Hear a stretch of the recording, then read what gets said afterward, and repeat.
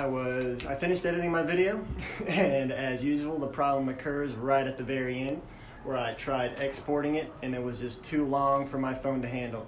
So I've been trying to film videos on my phone on a tripod and just editing them in iMovie and then directly transferring them to YouTube from there. But my last video was just too much for it to handle. So I'm gonna have to either down res it to where you're only watching 4 pixels or split this into 2 separate videos. Honestly, I'd like to chop it up to where it was a shorter video, because ever since my first video, I've been trying to do that to where you're only watching like an 8 or 10 minute video instead of like a 16, 20 minute video. But for some reason, I just can't fit everything that I want to share in that short amount of time. So what I'm going to do is split this video into 2, part 1 and part 2. So I just wanted to give you an explanation of what this introduction was for. And without further ado, here's me finishing the install of my backup camera. Camera wire has been run from the back all the way down, and I zip tied to this existing wire bundle. And I'm going to drop it down right into this little hole right there. And then it's going to drop down into the fuse box down there. Same thing with the camera wire. I'm going to drop all these cords down this hole. It's going to be easier with 2 hands, so I'm going to do that later. All this does is you just push it right behind the little headliner. It fits right up in there and it'll hold it tight. You just push it up in there, and then it'll continue to drop down here and go behind that side piece that we took off in the last video. So the actual camera comes with 5 wires, a black wire, red wire, green wire. The red wire has a fuse on it. This is the power source. The black wire is the negative, which in this case will act as our grounding wire. And the green wire is going to connect to our blue and white wire, which is hard to find what it actually goes to. A lot of people say it's the reverse beep when you hear a van backing up. You know, like beep, beep, beep. And that's what the green wire is going to connect to. So when you put it in reverse, it's going to send a current into this green wire, which will then power the camera. So the camera is not going to be on unless you're in reverse. A couple of Amazon purchases later, I got this assortment of fuses ranging from 2 amps all the way to 35 amps. And I got these T-connectors, which clamp around a wire like so. The zip tie represents a wire. It will connect into this other connector, and the wire will come out, so it's perpendicular connection, like a T-wire. And this is a dual fuse connector, which allows me to put 2 fuses in a single fuse port. I will attach this red wire to the red wire on the camera by crimping, and that will be my camera power. I'm going to put a 15 amp and a 3 amp fuse in this connector.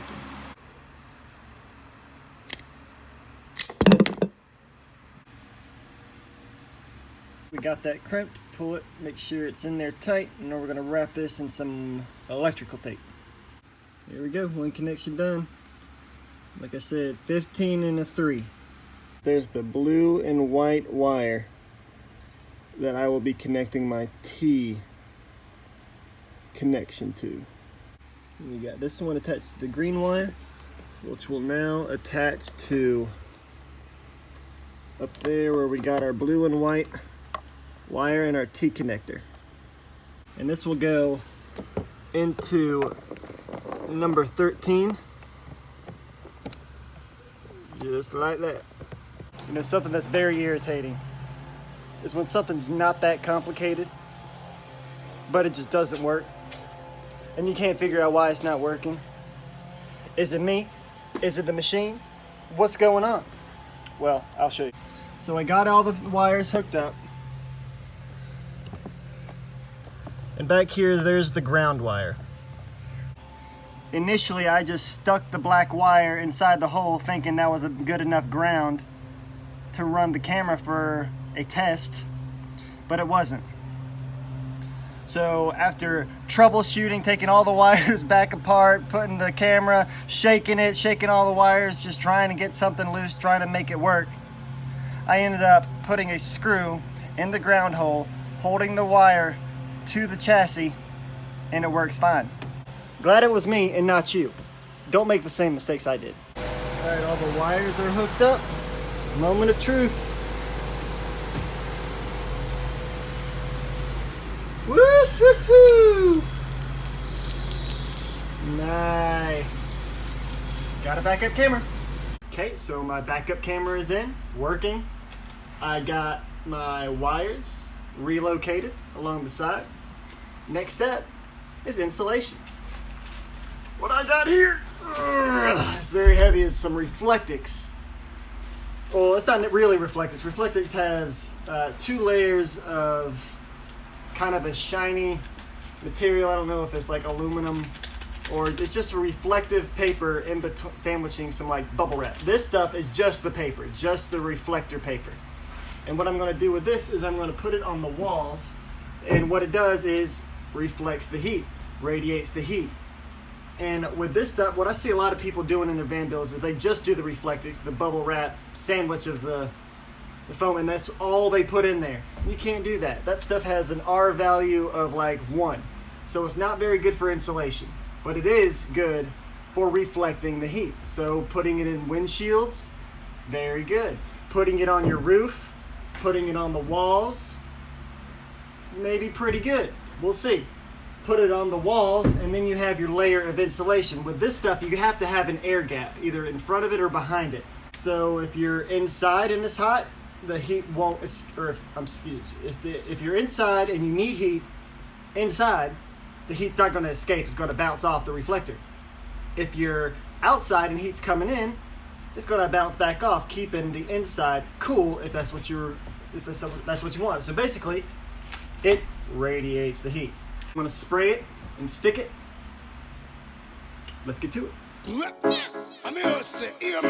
This is a Soulfire production. Soulfire production.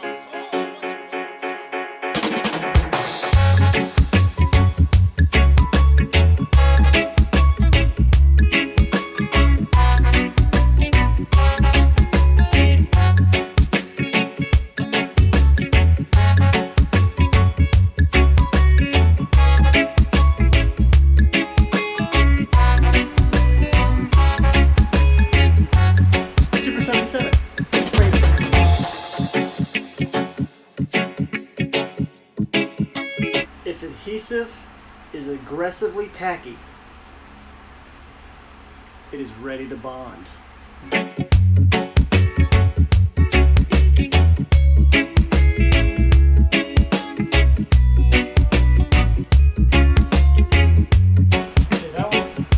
that one was a little bit more tricky. And remember to wear a mask. Not like I did the first time.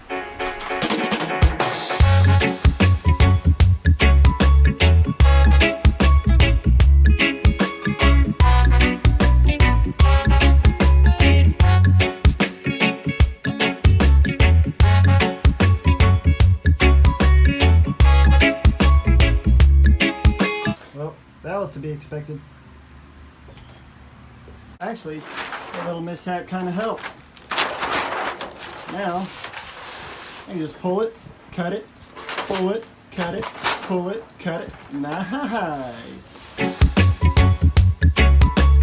Well, my phone kept overheating, so I couldn't get a good video. But the ceiling is now all reflected, ready for insulation.